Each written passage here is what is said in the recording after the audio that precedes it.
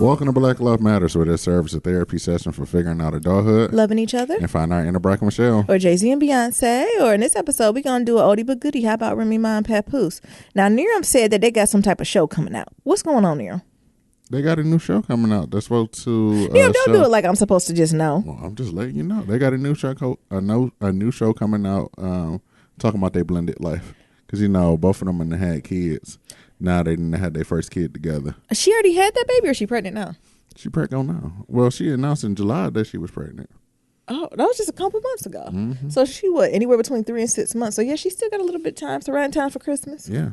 She gonna be having that child. Yeah, that sounds like a nice little Christmas special, maybe first of the year special. Yeah. Actually, if she had the baby before that, that'd be a nice show to put on. You know, during the holidays when no good TV on, Right. and the whole family around. Mm-hmm. That's why I love shows like that. Those types of specials. Right. That's what Ray J and Princess should have waited to do.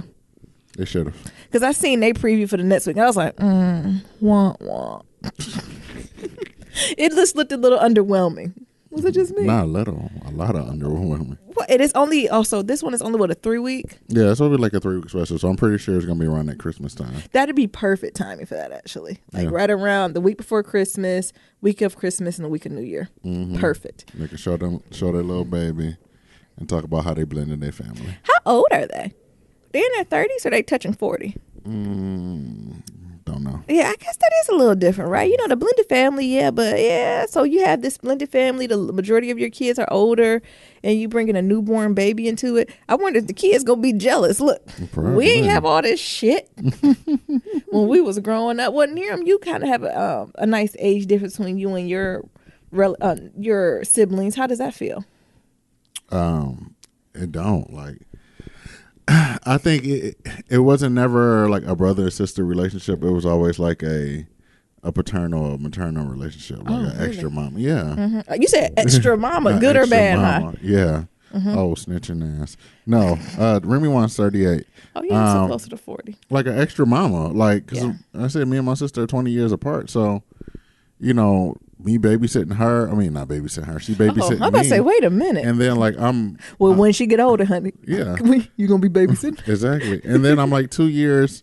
I'm only 2 years older than her older son. So, like I was 2 when she had her first kid. So it was really like another mama. Is she still your second mama? Nah, I wish. You say you want multiple mamas. The older you get, don't you want all the mamas that you can get? I want multiple mamas. That I could just go to with all my ails and my pains. Right. Mama. Now what she said, you grown now. Right.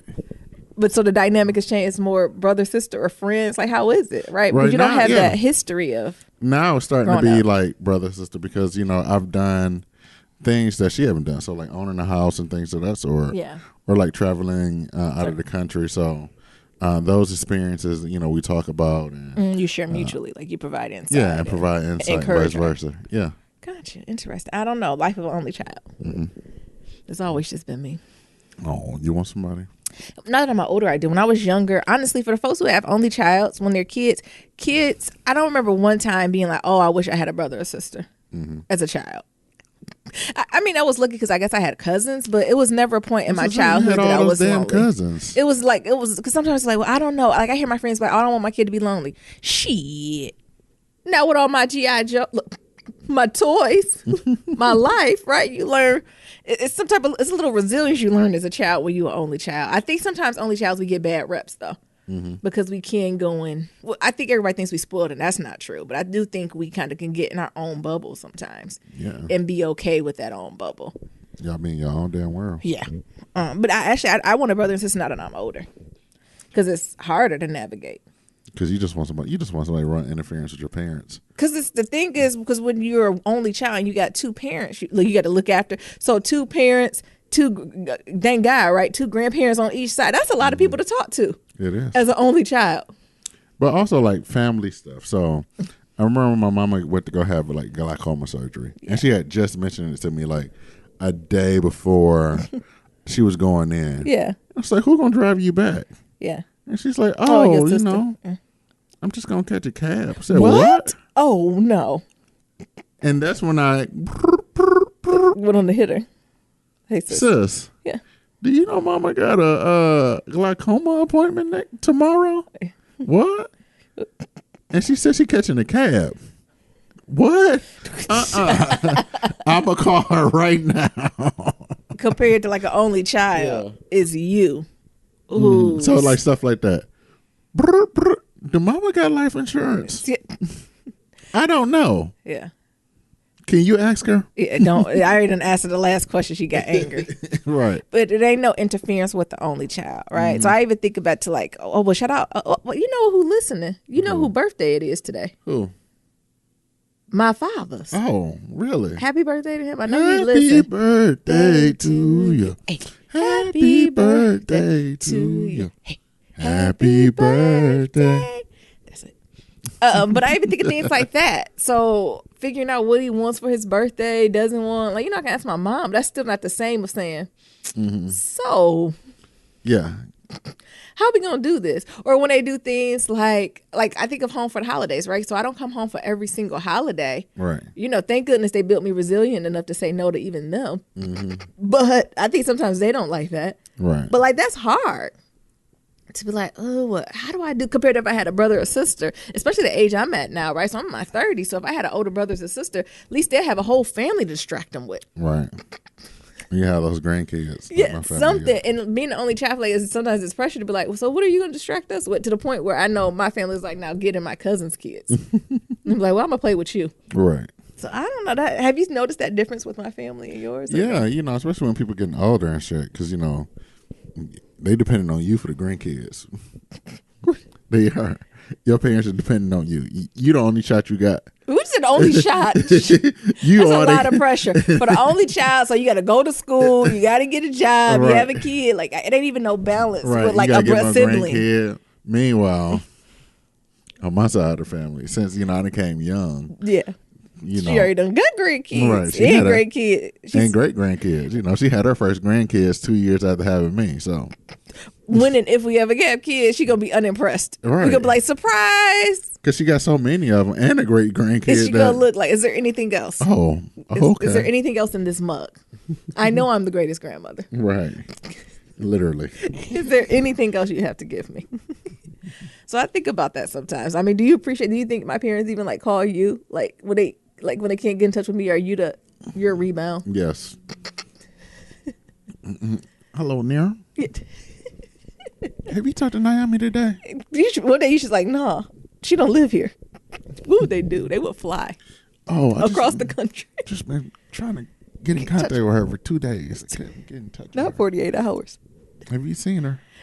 What do you always say? How's she doing? How's she doing mentally? She, you know, she's just working a lot. Yeah. Those white folks getting on her nerves. Yeah, that white folks getting on her nerves. Damn it. No, white folks always getting on my baby's nerves. I told her let them white folks let them go. Motherfucking white folks. It's something different. Anyway, okay. Who is Neil? Say I go down rabbit holes. Look where you the rabbit hole of the day. Exactly. Who is you? I'm Neil. And I'm Nyambi. And this is episode 178. I didn't even realize we ain't do an intro. Exactly. Okay. Be sure to leave a 1, 2, 3, 4, 5-star rating and review on Apple Podcasts and on Stitcher. Come on, y'all. Help us out. Help us out. Get us these 5-star reviews. You know, one of my self-imposed goals is to get 1,000 Apple Podcast reviews. I don't know what's going to happen there, but I just figured. You know, it's important to set goals. And then just follow us on all forms of social media. Black Lives Matter. That's Black One Okay. What's going on with you? Actually, I don't have a big check-in, right? Like, just living life, navigating at work. Nothing special at work. I think just the reoccurring theme is privilege. I'm working with someone. I told Niram about this. We're planning like this retreat, and we've been trying to plan it for a while, right? And we have like 3 or 4 weeks to plan it. And an event came out at the job, like where this guest speaker's coming. And one of the girls on the planning committee was like, "Oh, I want to go to this guest speaker. Can we just reschedule all of this?" Hey, bitch. No. And I don't know how to nicely be like, that's cute, but no. Like, you've been better off maybe just lying and just going or something. I don't know. So I'm trying to figure out how to process that. But y'all know my job, once I kind of leave the door, I don't take it with me. So that's the problem for tomorrow or the day after at 7 a.m. or 8 a.m. whenever I get to work. Okay. But I don't have any updates. That's good. I need to drink more water. Is that an update? Yes. I feel like I don't drink enough water. Like, I'm dehydrated. I don't even know. Did you say? Yes, I know. Well, how do you know? Because Cuz. piss be strong. Oh, he tried me. Oh, look, that's the old school. What was that, Steve Harvey? Yes. That talked about the piss. We was talking about that. Okay, we're going to another rabbit hole. I won't allow you to go down there. But I just need to drink more water. Like, I feel like my skin's breaking out. Oh, y'all would be proud of me. I made an appointment for my dermatologist. Why is it so hard to get a dermatologist booked? The dermatologist is worse than the DMV. I made the dermatologist appointment, and that ain't to early December. And I said, thank you. The old Naomi would have got an attitude. I said, put me in. Right. And it's a 7 a.m. appointment. Oh, you're going to be able to go to work afterwards. That's what, I like to do doctor's appointments where I got to take the whole day off. I don't even have an excuse to take the whole day off work because the appointment can't take no more than a half an hour or 45 minutes. Sure don't. So, especially dermatologist appointment. I know back in New England, I had a dermatologist. She was a black woman. And when I tell you she was bad, I'm bad in a good way. She cleared my skin up. I was looking like what, Nero? A porcelain baby. I get some hyperpigmentation on my cheeks, like little, like acne scars, I would say. Yeah. Not huge, not horrible, but enough, right? Like I'm light enough where you can really tell the difference. Sometimes when you brown, you really can't tell the difference, but I'm just light enough where you can see it a little bit. But when I tell you she took all that away to the point where my skin was so clear, my freckles was popping. I didn't realize I had, well, as Nia said, I got moles. But my moles, is it moles or freckles? It's freckles, baby. Nia said I got moles. My freckles was popping. Like my skin was so clear that you could like see the freckles under my glasses. You know what I'm talking about? Yeah. And I feel like I never was able to see that. Was that weird or no, Daryl? No, I always notice them, but you don't be paying attention. Like I feel like it was popping, and since I haven't been to her, it's kind of been a downward spiral. It took about 2-3 years for me to get back to this space, but like now I'm just having like my skin is just. It's like a 16-year-old child. Like, I feel like I'm reverting back to teenage years. Like, my skin is not great. Like, I'll have 2 days of good skin. And then my skin will be like, oh, bitch, no pimples? Not a problem. And it's like, not even just little pimples. It's not like whitehead or blackhead. It'd be like cystic. Like, it hurts. Yeah. Like, below the skin where you really can't see it till you come on it. But, like, if you hit your skin, I'm like, why is my skin sensitive? Right? And I'm like I said, I got a little hyperpigmentation on my cheeks. Like, you know what? I got this insurance. It's time for me to utilize it. And I'm just going to have to do that. Yeah, go ahead and do that. Well, you got an appointment too? You're talking about make me one too. Well, now he want it and his skin like porcelain. I got an ingrown or two I can't get out. You gonna go there and let them get that ingrown? Oh my God, they probably gonna get the scalpel. Cut it open and pull that hair out. But I cannot wait to go ahead and get what I need to get. But yeah, for y'all who went to the dermatologist, it's gonna be scary that first 3 weeks, 2-3 weeks. I remember when I first went to my black dermatologist, I almost cussed her out because I was like, oh, she don't know what she's doing. I put on this cream and literally my face, every pimple or pore that was present on my face came to the surface and said, we're here. I was shiny and ashy at the same time. I was about to call her. I was say, oh, this is wrong. And then, I don't call my mama. Don't use no more. Told you keep going to them dermatologists. Before my mom said, just get you some oil, almond oil. That's all you need. You don't need no product. Get you some good almond oil and witch hazel. And I'm about to be like, I should have listened to her. But then what happened? And then after about 2, maybe it wasn't even 3 weeks. What was about a week or 2? Maybe about 7 to 10 days. I just went to bed and I woke up and my skin was clear. I said, damn, bitch. It was like porcelain. And I loved it. The only reason I did slow down on it, I think one day I took some of the product because I think I was on a retinol, and I think I was putting too much on, right? Because I think I was going through the phase of kind of clearing out everything and balancing it. And I probably should have just took less. But I was like, oh, this is too much because I took the retinol. I put the retinol on one night and I woke up. And what'd you say? I look like Nero? Like Martin when he got in a fight with Tommy Hearns. And my face just swole. I was like, oh my God. Her face was so damn whoa. I said, oh no. But I think my skin was she didn't notice it. I woke up like, what the Woo! It was baby, so clear. Is your throat itching? Can you breathe? You said, yeah. First thing I said when I was sitting in the house, I was like, morning, Nero. He's like, is your throat itching? I was like, what? I was like, why is this nigga waking up first thing with some foolishness? Is your throat itching? My throat with a K is not itching. Okay. He said, your face swollen up. And then after he realized my throat with a K ain't itching, he was like, well, you can't be going over there. They're going to be thinking I'm whooping up on you. Exactly. I said, You can't leave the house today. You don't think I could explain? Like I just No. had a reaction. Absolutely not. I look like an abused partner. You look I like just an hit the wall. I just abused ran into the partner. door. Absolutely not. You stay your ass home. I'm going to get you some Benadryl, and you just gonna work from home today. That's hilarious. Her face was swollen. You talking about? I was wondering. I couldn't see out of one of my eyes. Like not see, but you know I feel a little weird. Yeah, I really it was didn't swollen. look. I didn't look in the mirror, so it's like maybe I'm still sleepy. Y'all know I'm not a morning person, so that's what happened. But anywho, I don't have no check-in there. Go ahead. That's a lot for no check-in. Exactly. So I'm on this new journey of getting organized and creating systems and things of that sort. So kind of went down this rabbit hole of bullet journals, and You should do bullet journaling. I'm thinking. I love the idea of it. I'm not as good as these white women, these stay-at-home white moms with their calligraphy and shit. But, And be watercolor and flowers. You don't have to do that though. But I just want something super practical. So I think I'm going to get a bullet journal. What y'all think? Any of y'all niggas out there doing bullet journals? Maybe you should maybe explain to the folks what bullet journaling is. The ones who know, they know. Oh. Miriam don't want to be inclusive. Bullet journals is like this method. It's like a analog method of like calendaring.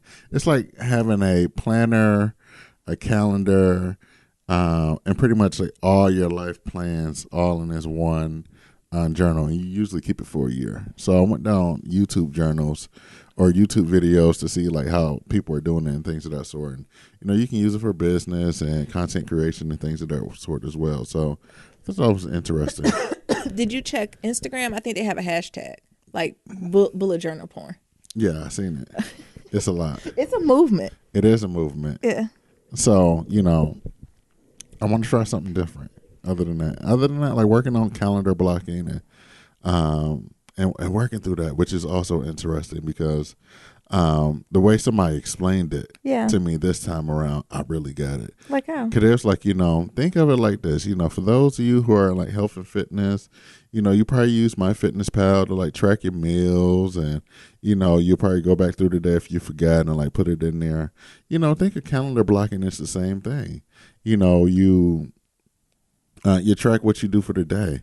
And then you go back, during the day when you forgot to do it, you go back and you add it in there. And then you look at the calendar for that day and you be like, damn, I spent that much time on social media or X, Y, and Z. Yep. So, it's just really being truthful about how you spending your time and really evaluating it afterwards. Nice. So I was like, oh, yeah, I guess calendar blocking is like tracking your food on MyFitnessPal. Yeah.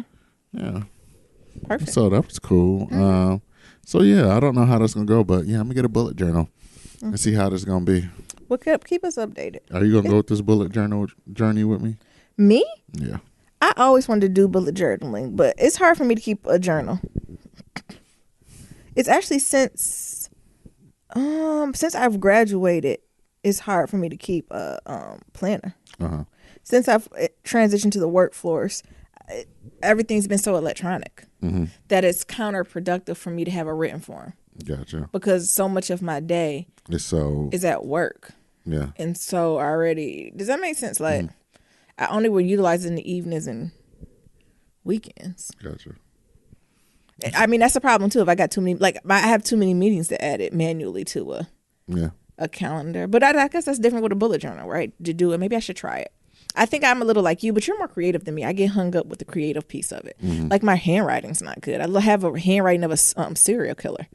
So, you ever see people? Yo, what I'm talking about? The handwriting of a serial killer. I'm like, who is that? Is it a ransom note? Did I write a ransom note to myself? So, yes, that's the question. That's the answer. I can do something for me. Yes. Gotcha. Other than that, I'm excited about. There's news that Marvel is launching a Killmonger comic book series. What? Yeah. I mean, he dead. We gonna start backwards.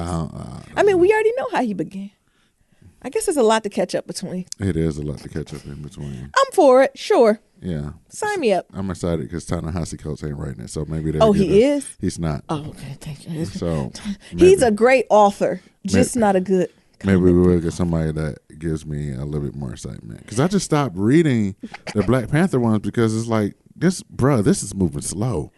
I read Between the World and Me, and it was exciting. It was riveting. Yeah. It was a page turner. But what you doing to Black Panther ain't doing it for me. It was a little too academic for it to be a I don't know. Academic's not the word. Mm-hmm. Like he was doing way too it was like he was in the readings of Ava DuVernay. He was doing way too much like character development unnecessarily in a comic book. Right.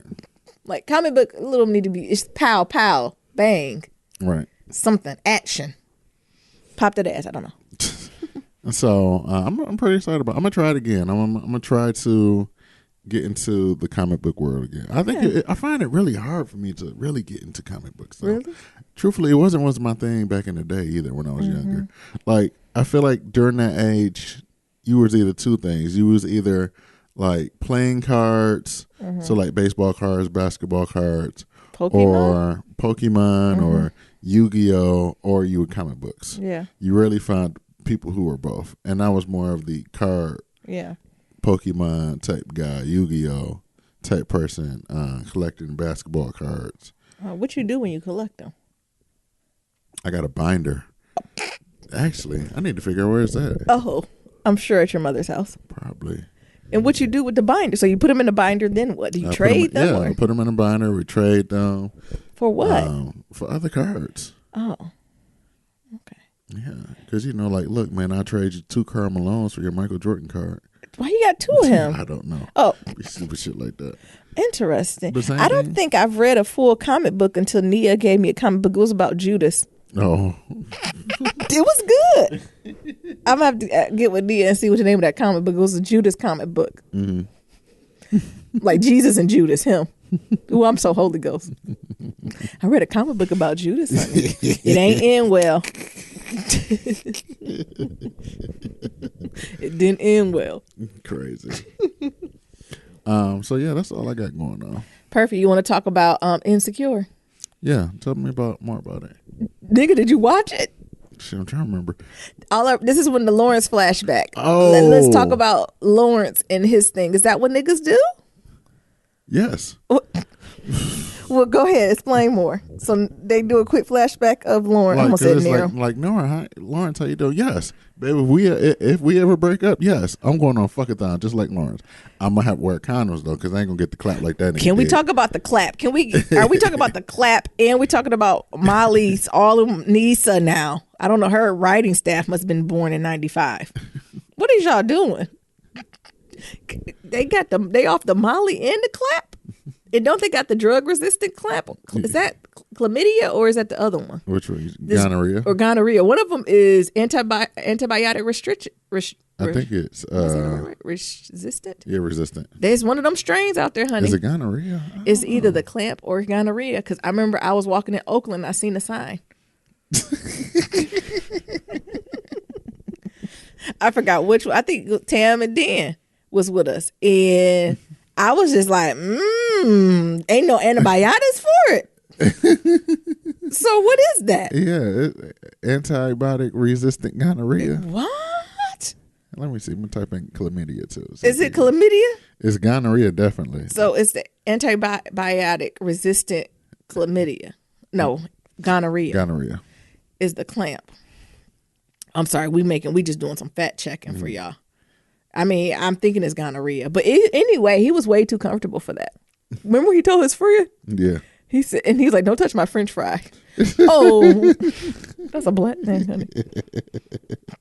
Oh, nasty. You know how niggas be. It's ridiculous, right?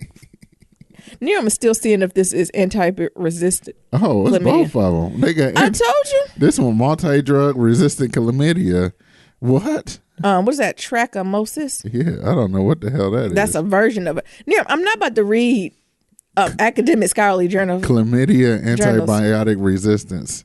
Should you be worried? Yes. 3 common STDs becoming untreatable. Hit that button. Have we had an episode about STDs? No. We maybe need to. Because what is happening that is drug resistant? Shit.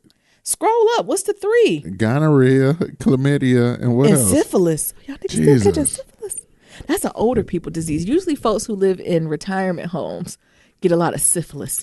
Gonorrhea has developed the strongest resistance to drugs, but the worries about untreated syphilis and chlamydia come at a time when rates for these 3 STDs are rising rapidly in the U.S. Jesus. Ooh. I know the especially in syphilis is big. the ages of 20 to 24. Ooh. Whew. That is the 95. That's y'all. Come to the front of the congregation and get a condom. We need to have an episode about this, though, right? Safe sex and what it means. Because, if some folks are allergic to latex, like what precautions do you take? How do you talk to people about figuring out their status? I feel like when we were growing up, it was big to ask people, like, what's your status, right? And not drug test. I need to do that too now, honey. Get like STD tests together, like, and showing paperwork. Like, that was a thing. I'm not sure in the dating scene, is it that explicit anymore? Yeah, because we went together. Yeah, multiple months and years, because you got to just do it to be safe. Like, is it something where you can just come on your phone now, or why are you laughing at me? About they send you a text. You got it. Come on in for that shot. I don't know. But anyway, back to Insecure. Oh, and then he had to do the call. Oh, and call that's everybody. Good. And what his old house cat friend talking about? You really did that? Duh, nigga. That is how we stop the spread of. That's why it's drug resistant. Because the niggas like him.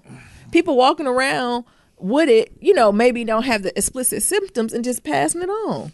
Oh, I thought it was drug resistant because everybody ain't taking a Z-Pack that all the way. Too. And that shit just getting strong. You hear me? That too. And also because, never mind. I'm going to say something in there.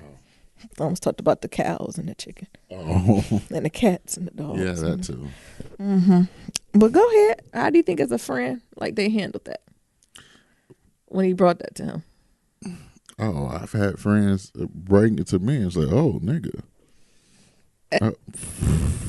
So as a friend, that's what you said. That was the feedback. That was not good. Just be shocked, like, "Oh shit!" You ain't make no noise. Yes, I did. I mean, you didn't even say no words. I was speechless. This is you. Because I be thinking like, shit. I smash in the chicks he be messing around with. Shit. Wait a minute. Just as a friend, I would like them to be a little bit more supportive of him. Instead of being like, well, why are you going around fucking raw? Look. So you think with all this raw sex having itself, is he going to get... No one has gotten a baby scare. An unintentional baby scare, all this unprotected sex. And everyone's in their prime of their life, so no one's sperm count or is ovulating. I guess not. Except Tiffany, I was going to say, but I feel like she done planned when she ovulated and them ends dropped. But yeah, when my friend told me about one of his things, I was just thinking. Did you say things? What did he have, Nero? I don't want to put his thing out there. He might be listening. It should. I mean, you should try to protect yourself as best as possible. But if it's your friends, you should be able to share if you have something, right? Yeah, like, and also with the folks you slept with, you should say something. But yeah, I remember being like, "Shit, nigga, what? Who you think you got it from?" Don't matter. You just got to get rid of it. Who you have sex afterwards? Yeah, I think I've been lucky enough. I've never had an STD, so I'm been super, super lucky. But I think it happens more often than we think. Damn, family. Yeah, you're going to have to go to the doctor to make the phone call. I think when I think younger, like high school, I remember the STD that was, it was like crabs and stuff. Mm-hmm. Like, that was terrifying. Right. I think that would be terrifying to get. What, crabs? Yeah. All right. What else was going on in that episode? They had Tiffany's baby shower. Oh, yeah. I think we touched on this a few episodes ago, or one previous episodes, like of when friends and stuff start to have babies and how the dynamic of relationships change. Yeah. How do you think you would have handled that when she just switched stuff and got other people to do it instead of like her I've been in that situation. Mm-hmm. Oh, I try not to. That's the only child in me come out. Well, if this makes you happy, I'm happy to do it. I think I'm a friend that's pretty organized and would do it. Mm-hmm. But I had this happen in two areas. So I think I had friends who start having kids young. So I think looking at Issa Insecure thing, it ain't an age thing, right? I think it's more of a maturity thing with them that she was worried about. So I think with the age thing, I could be as supportive as I could as a late teen, early 20 something, right? Even if we haven't baby showers. I remember putting on like a baby shower with a group of friends and we all like 19 and like scoundering money together, but stuff is different, right? Mm-hmm. And I think the second one happened later in life when folks start having kids. I think a lot of times people assume because I don't have kids that I'm not interested in doing it. Mm-hmm. But I would, right? Like I always try to put myself out there to say, oh, well, I'll come to you, I do this. But a lot of times my friends with kids, oh, no, younger than I'm like, child, I can't beg you, honey. I don't. So I've been on what it is to be like on the outside of it and to be the friend where you want it to be kind of connected and involved. But I kind of feel, who was it? Kelly, is that her name? The thicker girl on the park. Because she's like, well, I asked, did you want to do it? Right. But I do think sometimes the folks who are having the kid or whatever the life transition, even if we're just talking about marriage, right, have a picture in their head of what they want it to look like, right? And because of they know how you were when you were with them as friends, sometimes they don't see you as being able to translate that, right? I think sometimes we view our friends very monolithically. True that. And that's what happens, right? I don't think Kelly or Issa or any of them would have had a party. And like they said, when they was teased, when they come in and had a Hennessy fountain. But I don't think they would have did that. So it's a very unique thing that happens amongst women, though. And yeah, it does happen. Now that I'm older, I'm more okay with it. I think when I was younger, it hurt my feelings a lot when like my friends would get married and have kids and kind of go into this self-imposed isolation. I used to take it personal. Now that I'm older, I don't. Like, I just don't no more. Like, I accept that the relationship has changed. I'm open that it might not be what it was before. I'm open that it's going to grow and evolve, right? And I'm also open that maybe when I'm in a different space and time in my life, we can get back to where we were. Yeah. But when I was younger, I dwelled a lot more on it than I probably should have. Yeah. And it's the thing. It's definitely, I keep saying we need to have a healing circle. I need to keep writing down healing circle things. I think that is something, I'm going to speak for Black women or my area, like that we need to have a little bit more healing over. So the dichotomy between married and non-married and mothers and non-mothers. There was an article that I read too that said some of the most underserved and underappreciated women are childless aunts. And I was like, child? Look, this is me. Swirling my Trader Joe's cognac. And it's a word, right? Like, and again, it's not for everyone. Of course, folks in a situation they feel greatly appreciated and a part of the family, but something does happen, right? So you're close enough with the family that you done changed some shitty diapers and you done been through it too, right? You done been through it. You love this child, right? As if you're own. But I done been in not necessarily me, but I've been in conversations with folks check people like, well, you don't understand unless you have a child. You don't know what it is to love until, well shit. Right. Okay.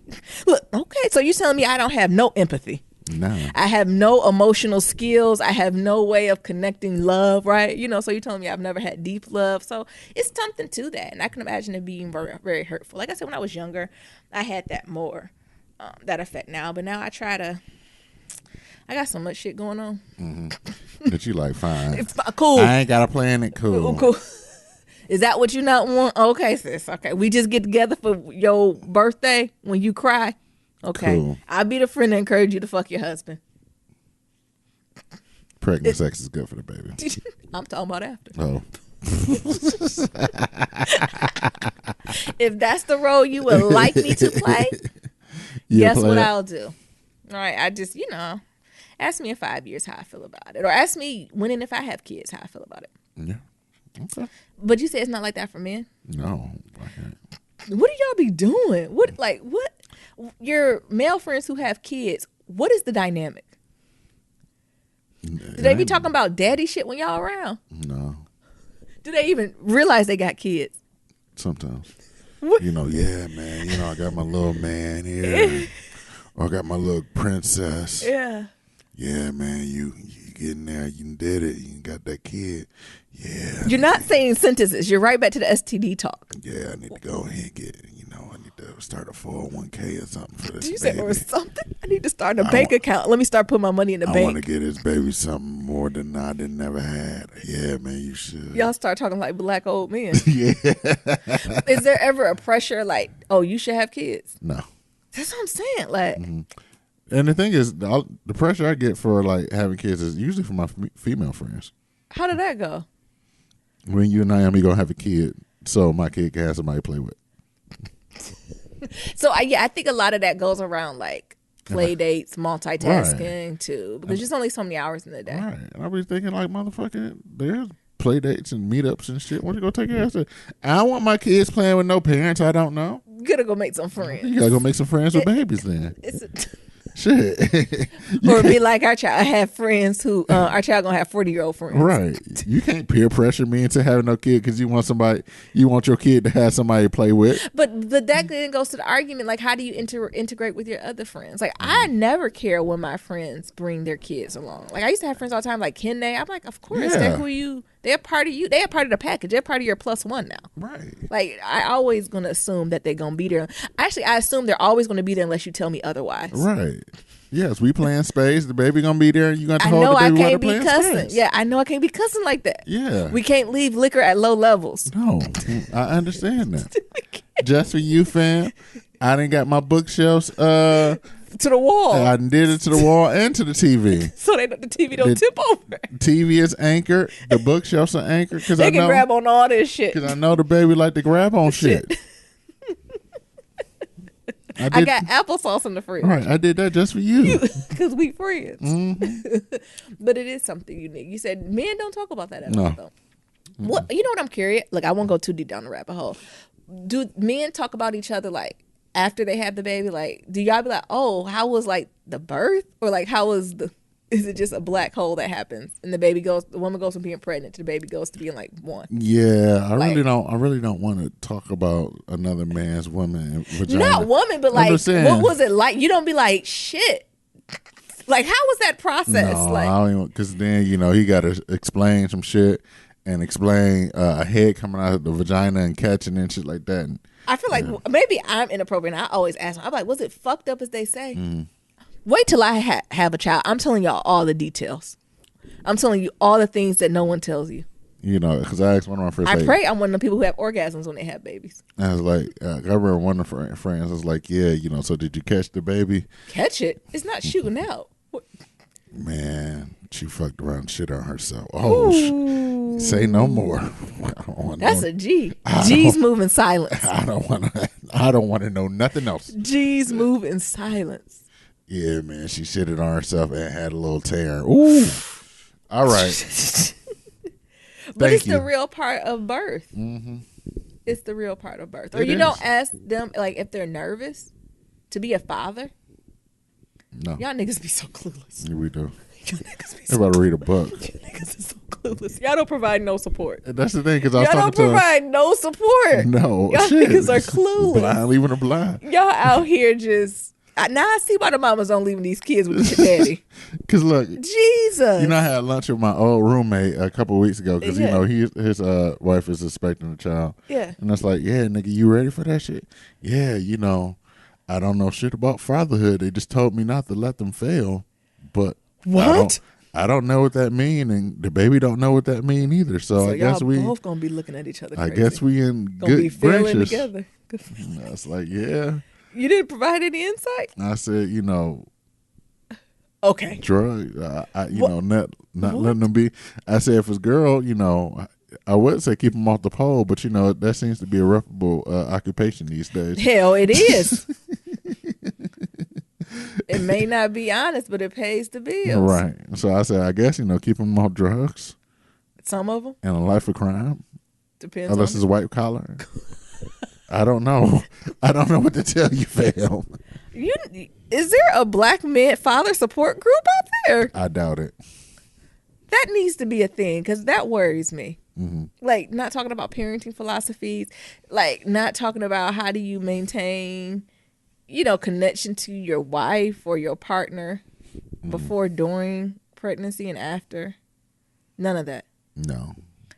Oh man. Well, you and your wife still have sex while you? No, I mean, but like, what does this mean for y'all relationship? Nothing. Okay, this is why relationship end in divorce. Okay, Yeah, I guess so. am I too transparent? Maybe I ask too many questions of my friends? Probably. Because I'm like, so what does this mean for y'all relationship? I say that all the time to my friends and kids. I'm like, so how has this affected y'all relationship? Is it good, bad, or indifferent? Next time I have lunch with them, I'm gonna write that question down and ask them. Like, how has it affected like y'all relationship? Like, you could answer that as a person who's just curious. Like, how has it? Is it strengthened? Has it weakened it? What does it mean? Yeah. Y'all let us know too. Maybe we need to have a parent roundtable. And what we can do, the parents don't have to say nothing. We can just ask the questions as people who are seeking to understand. Yes. Alrighty. Oh shit! What else happened to Insecure? Oh, I don't really remember. That's all I remember too. I'll look That's back it. to see. Moving on. No, but we were talking about how friendships change. So I think, of course, the baby has something to do with it, but also I think just styles has something to do with it too, right? Like just as you grow and shift, some of the old shit you used to do don't rock no more. So Yeah. it was hilarious how her Change. friends was like, her new friends though. It is rough when you be with your ride or die friends, right? And then they bring new people around. You be And like, they who the low-key- fuck is this? And they all? low key upgrade. Yeah. Oh, you done moved up. You got new friends It now. is low key an upgrade. Y'all, you think these hoes better Better than than us? me. Let me tell you something. And then it get to the point where I'm like, damn, this bitch can cook. Damn, she could decorate this. Right. Hilarious. All right, then, Nero. So what else we got going on? So the next thing I want to talk about, briefly is so with me going down the rabbit hole of, finding a method, organization method for me, I found an article in a quiz that was very interesting because we've had multiple bumping heads or conversations about expectations, right?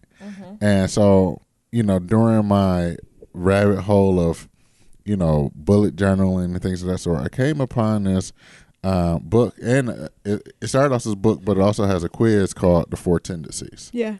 And the premise is like by asking this one simple question, or that's what they say. You know how the books be. They try to make it so simple. Get you in. Yeah.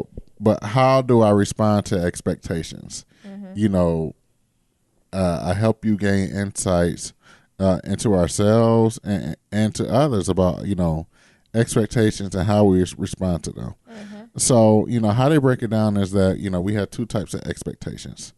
We have outer expectations. So this is like meet work deadlines, answer a request from a friend. And then we also have like inner expectations. So these are like New Year's resolutions, or like you saying, I'm going to start meditating, or I'm going to read the Bible in a year, or, things of that sort. All of those things are what they consider like inner expectations, and like our response to them, and like our response to these expectations, where they're inner and outer, determines like our tendency. And the tendencies are broken into like four different categories. It's broken up into upholder, a questioner, Okay. obliger, or rebel. And by knowing these tendencies, we can help us help set up situations in ways that can make us more likely to achieve what we want, and as well as interacting with your partner at work and so on and so forth. Yeah. So, like, just to break it down in like the most simplest terms, like an upholder is a type of person that meets outer expectations and inner expectations. So both. So they uphold both. they uphold both of them. A questioner is a person. So those the consistent people. Yeah. Like no matter what. Yeah. To like I see these people as like amazing, but also they kind of get on my nerves. Yes, because they fucking everything. Like the rule, these are by the book people to me. Right. Like the book say this, so I'm gonna do it.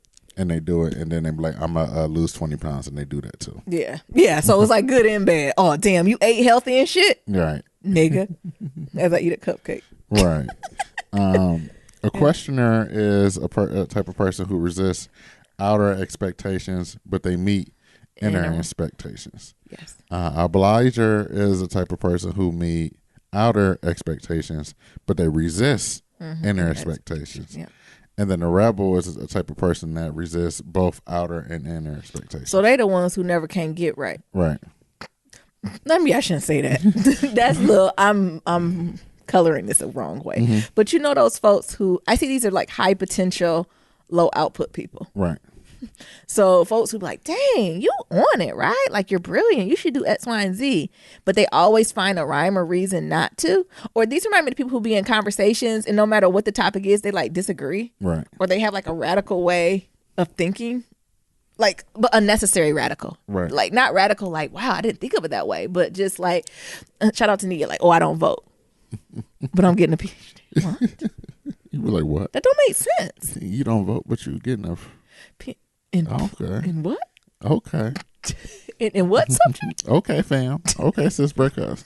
So you know what I'm saying? Like the both of them. So I think it's something about like all of these things. I want to clarify. No thing's better than the other. Right. I think what's important is to know when and where to use them. So to be able to go fluid through these and know when it's appropriate to do each. Because I do think it's a time where you have to focus outwardly. I think it's a time we have to focus inwardly. I think it's a time where you're going to have to do both, right? I think there's a time where you're going to have to say, fuck the system. Right. And I'm doing what I want to, like as I'm going on my own self-discovery. But it's important. I don't know if this is something that happens daily. It almost feels like phases of life.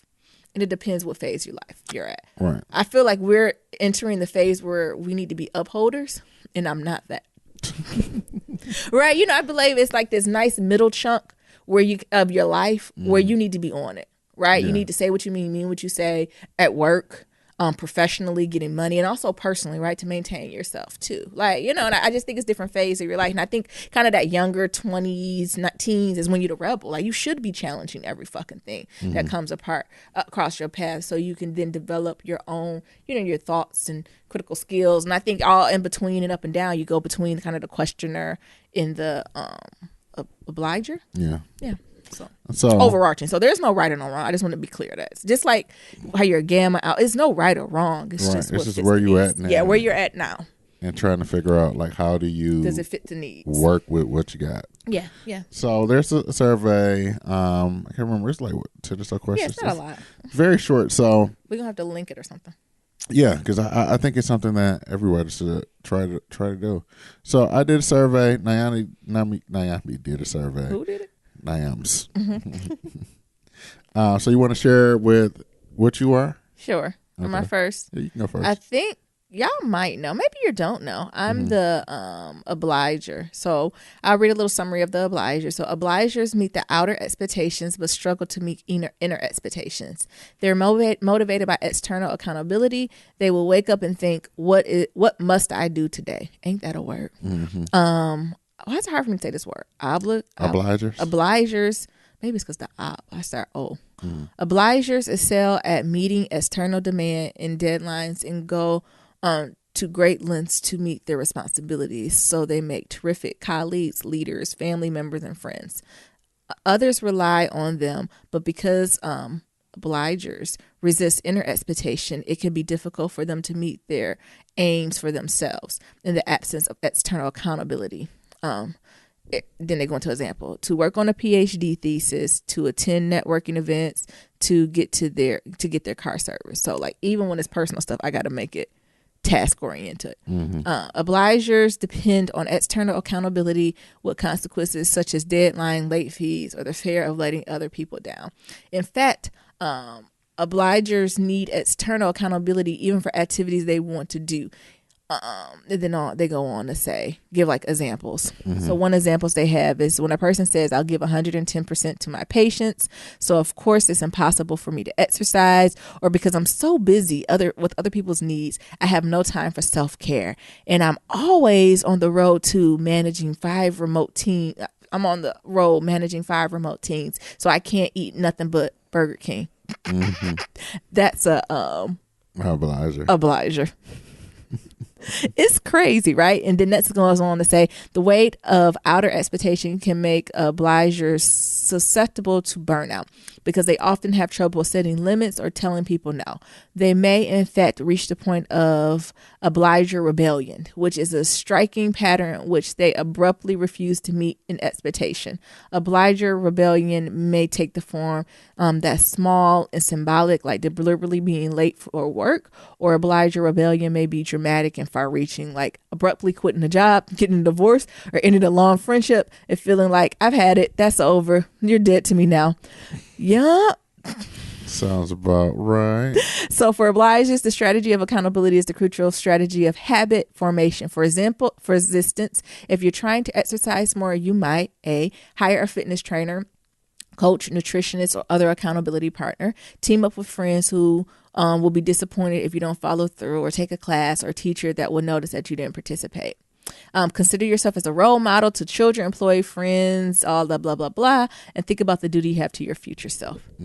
It read me for filth. It read you for filth. It read me for filth. That's definitely me. And I'm trying to get out of this phase. Like, I'm clear in recognition that I'm in this. Like, I need to get to the point of being an upholder in my life. Yeah. So professionally, I got it, right? If someone else asks me to do something, I don't think, this says I don't say no. I will say no if I know if I can't do it. Like, I think I'm to the maturity level. Well, if I really can't do it, I'll tell you. Compared to when I was younger, like, I wouldn't sleep. Like, I'll do whatever I need to do it. Now that I'm older, like, I know what's realistic. And I'm like, yeah, I can do this, or no, I wish I could, because, like, I would give you an excuse. So I'm at least to that point. But I think I'm far too consistent when it comes to others than my own self. Right? And I mean, it already read me for flip. Remember, I went to work out because my team, the baby was like, come on, Nayams, could you come for us, please, please. Or even I continued to work out when I thought I was near death because the instructor kept rolling up on me. Stop rolling up on me. But this is something that I'm truly, truly working on, and I want to get better at it, right? You know, it goes to that self-worth. Why am I putting me off? Right. And that's a problem. You matter. Me matter. You matter. Me matter. So I'm really trying to work through this. This is a good conversation, I think, to have with a partner. Yeah, it is. And to see your blind spots. But yeah, this is me all the way. I definitely need to work on it. Now, I think there's times where it's important to be this too, right? I think it's a time and place for all this, because I think sometimes folks focus a lot on them. And you can be like, you can give yourself you're all set. You're well taken care of, right? But it's time for me to make a shift. It's time for me to become an upholder, I think. Yeah. Or just figure out ways to talk to yourself in ways that supports this obliger mentality. So you all about outer expectations. You really don't really focus on your inner expectations. So maybe turning some of those inner expectations and switching your mind to look at it a different way so it can fit outer expectation. I see what you're saying. So like, I wanted to do these scriptures. So finding someone to be like, would you like to do the scripture together? Right. And every Friday, can we meet at this date and talk about what we did or didn't do? I absolutely will feel obligated to do that. Right. Like, even today, I think about work. I went to work at 7:30 this morning to have a 7:30 meeting. Why? I don't know. And I won't get up at 7:30 to what? Work out. Or Nyambi got up one day at 5 a.m. and started working on her computer, and I woke up like, damn, you up this early, want to go work out? No, I'm working. Oh, so your ass can get up at 5 o'clock to work on this shit? Yeah. But you can't get up with me to go work out? I know. Something a problem? It is.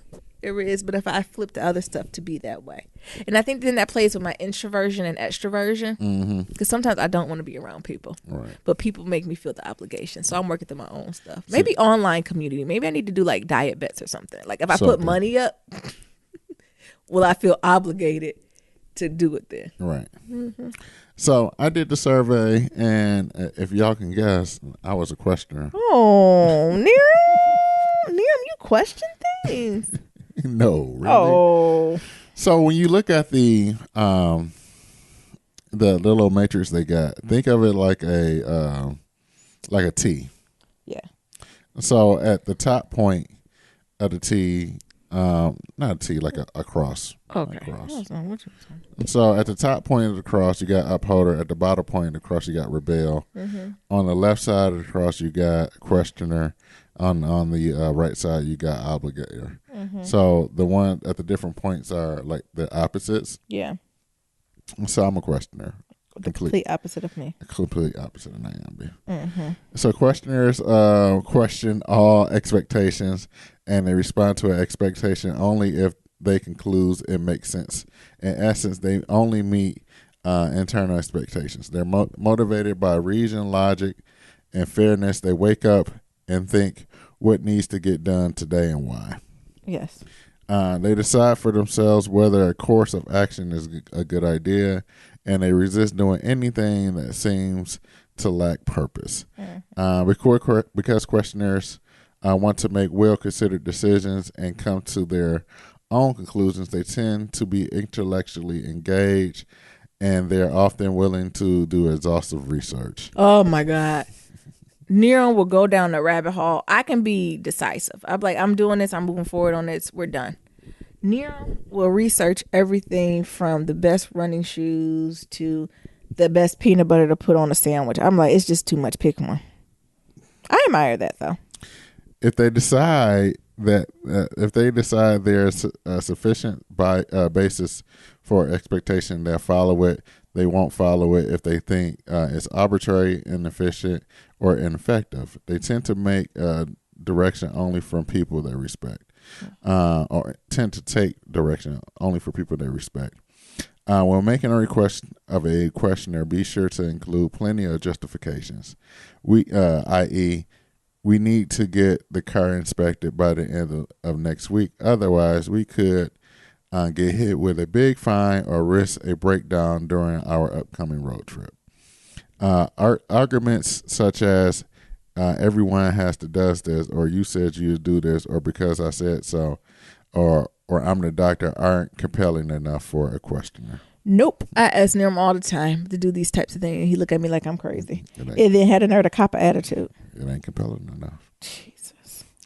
At times, people may feel overwhelmed by a questioner's relentless appetite for information and justification.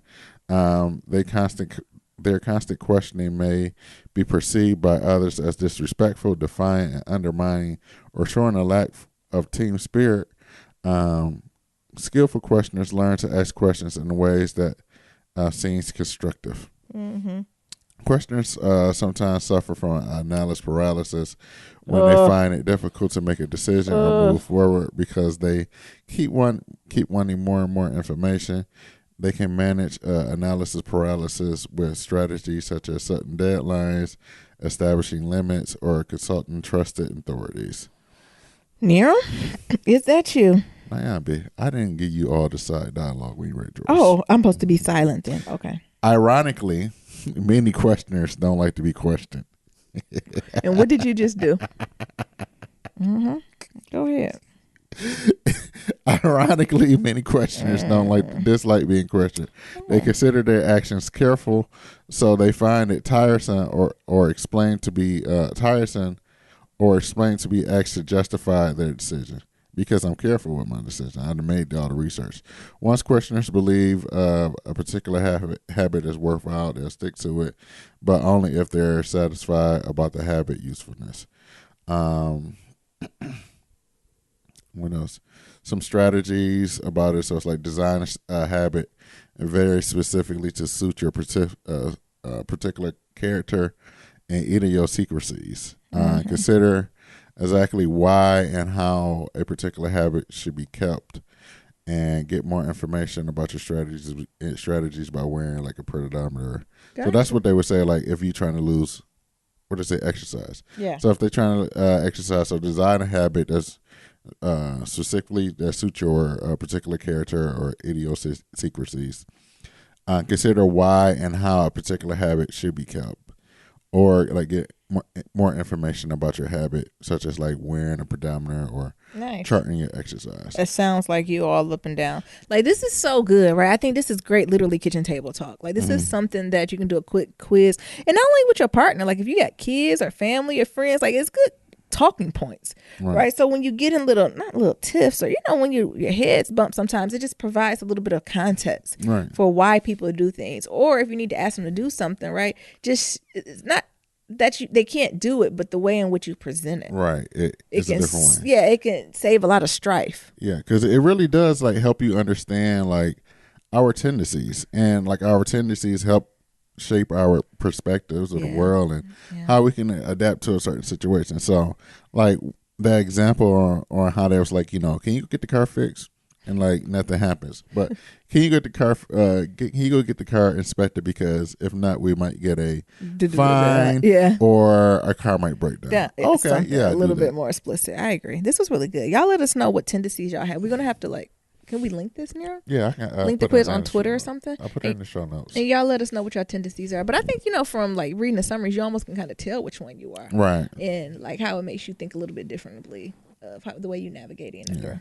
So how do you think you would use this information with our relationship now? Now that you know I'm a questioner, you know what that means.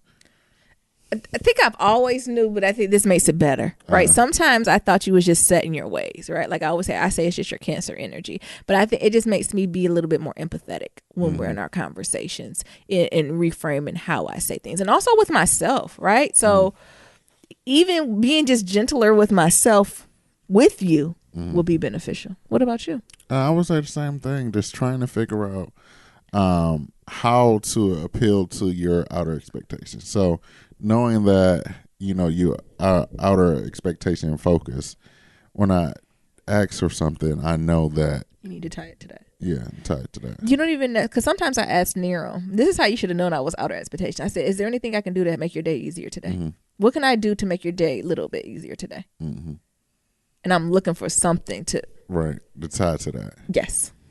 Because do it take you off guard when I ask you that? Yeah, because shit, I can't think of a damn thing. And I wish because I could. you inner. Now, if you ask me, I can have a whole list. Meanwhile, now having you give me a whole week's worth of honey-do list. It will make me happy.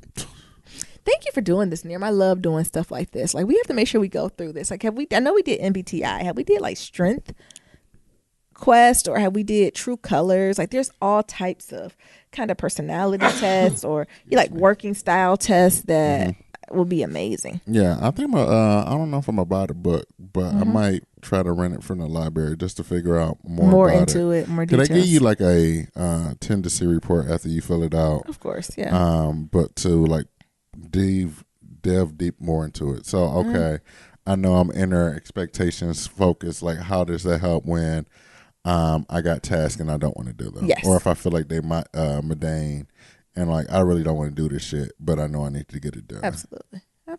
Yeah. Nice. And wouldn't it be beneficial? I mean, everything. So we're thinking about personal relationships. What about professional relationships? Right. Understanding which one your boss was driven by. Right. Like, that could be so strategic in the workplace. Exactly. Amazing. Yeah. Nice. Yeah. So you want to roll into some kitchen table talk? Sure. Okay. We had a couple, but we just going to do one today. Okay. You want to read it? Yeah, so as always, to submit your questions for Kitchen Table Talk, shoot us an email at blacklovematters@gmail.com. That's blacklovematters@gmail.com. Again, that's black with no K. And this is from, is that Toy? Yeah, Toy. The subject is Law School Bay. The message says, "Hi, I'm Toy, and I absolutely love your show. I heard about your podcast from Essence, and I've been listening." Shout out to the new Essence listeners. Into the day ones. And I've been listening on Castbox ever since. What the hell is that? I don't know what Castbox is. I'm assuming it's a podcast episode. Look, this is, who is that got me on there? On Castbox ever since. I'm in a relationship. Okay, back to the question. I'm in a relationship that's getting serious. We met at undergrad and reconnected last year after I relocated to Greater Atlanta. He will be moving here next year and going to law school. After hearing your podcast about post-grad, I realized that grad school is a lot of work. What can I do to be supportive of my significant other while he's in law school? Thank you. Continue to make the world know Black love matters. Yeah. Ooh, that's a good one. That's a really good one. Yeah. You got any tips to begin with? Yes. Yeah.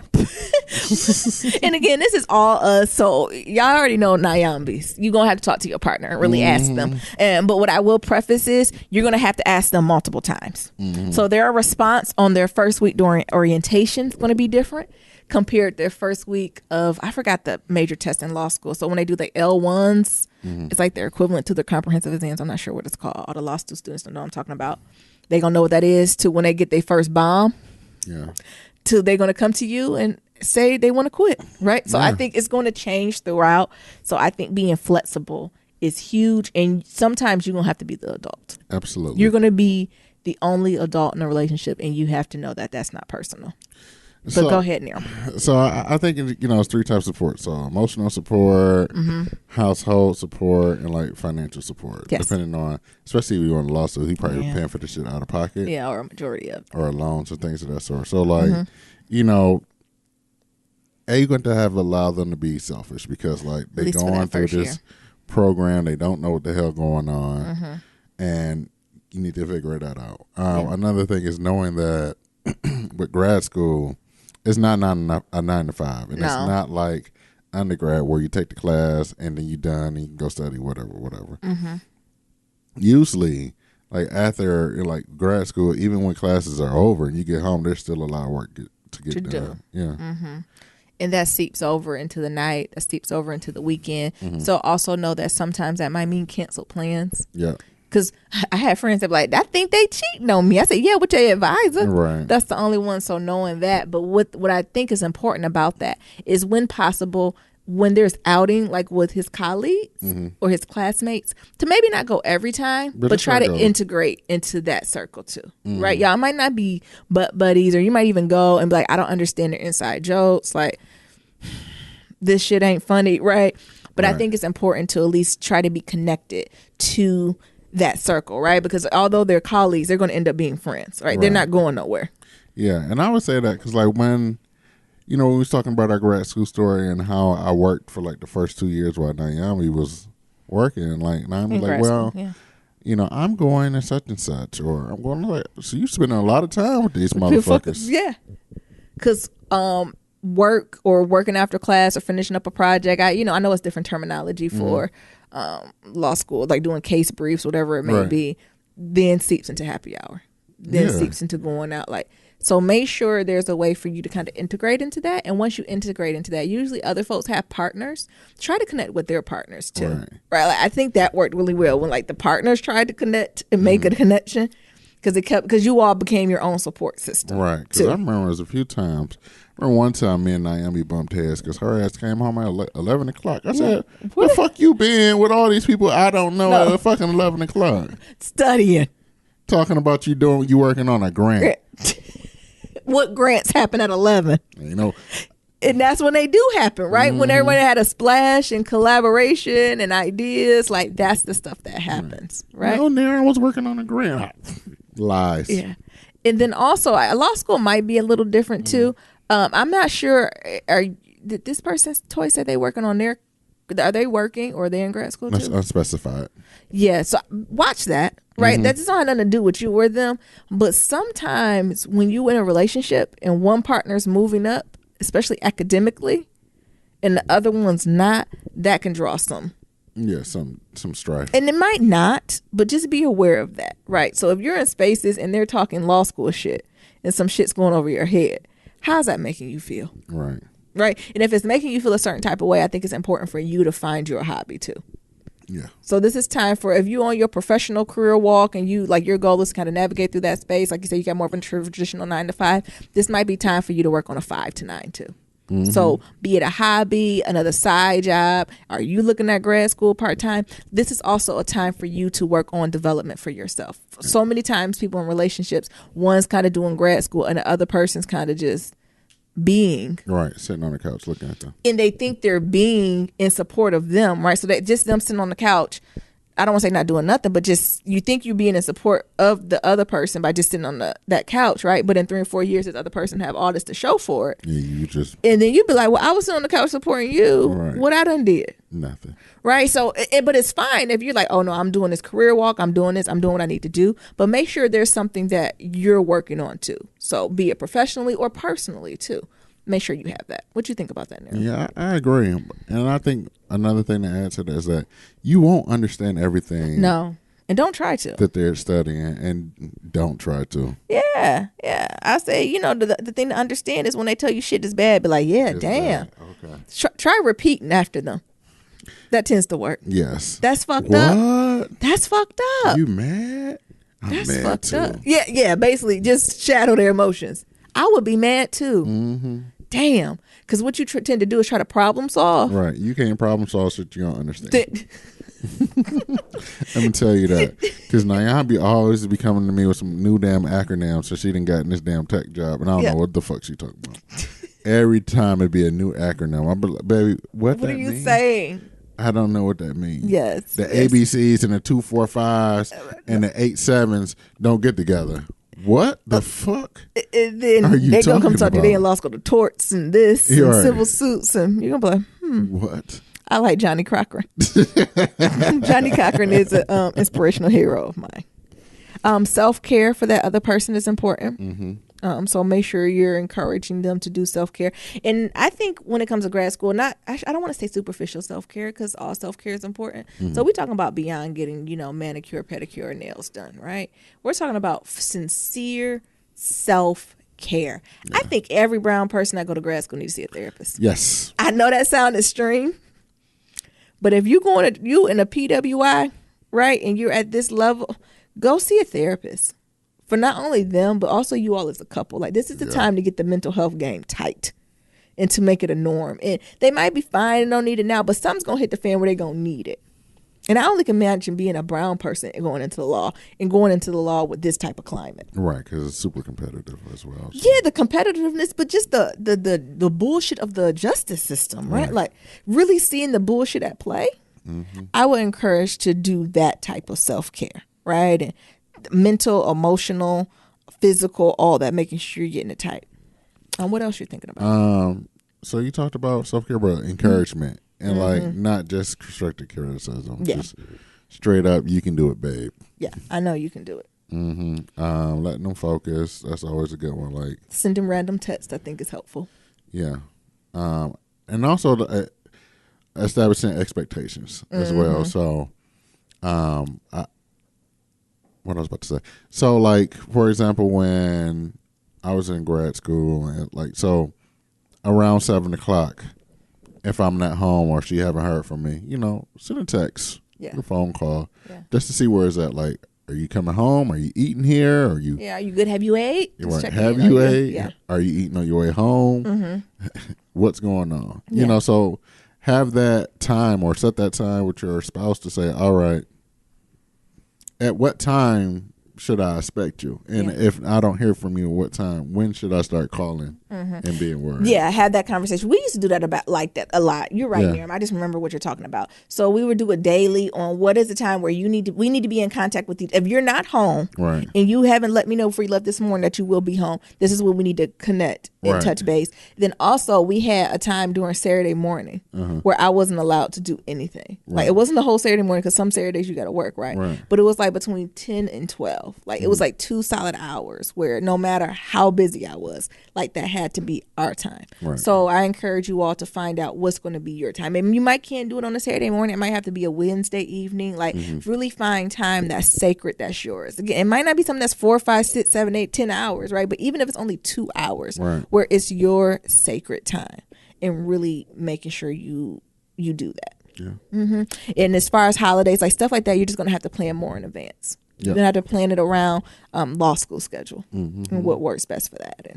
But other than that, you can do it. Celebrate accomplishments. Right. Theirs and yours, right? Like, try not to let your light dim so much because you're going on the journey too. Exactly. But I think the biggest tip is, I remember when you were in grad school and I wasn't, you can talk to vice versa. It was very important for me to find something to do too. Yeah.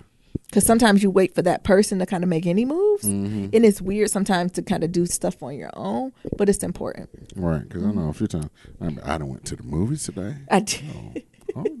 I did this. I did that. Because sometimes you wait for your partner to do all this, and it's like, well, you don't got a 20-page paper to, or a 50-page, or a lit review. You don't have that stuff due. Right. So you can go out and do that other stuff. Exactly. But it's completely doable. It's completely doable once you go over the little hump. Yeah. Perfect. So we wish you best of luck. Yeah, it will be good. Y'all gonna work it out. And if y'all have any other tips, it's other folks out there that have been in relationships during grad school. You let us know tips that you give other folks. I think it's not that off, right? Not being out of grad school to when everyone working. Right? Like when everyone's working or work different shifts, or I can imagine when people working and got kids. Like, it's just a lot of stuff going on. Yeah. And a shift going from just focusing on you two. Yeah. All righty. Yeah. So as always, to submit your Black Love story, go to blacklovematters.com. To submit a question for Kitchen Table Talk, shoot us an email at blacklovematters@gmail.com. That's black with no K. To leave a comment about anything we talked about, head on over to that website. We got that voicemail, and that's at 508-784-1111. That's 508-784-1111. Lock us in. We'll talk to y'all later. And remember, love is ever evolving. Peace. Peace.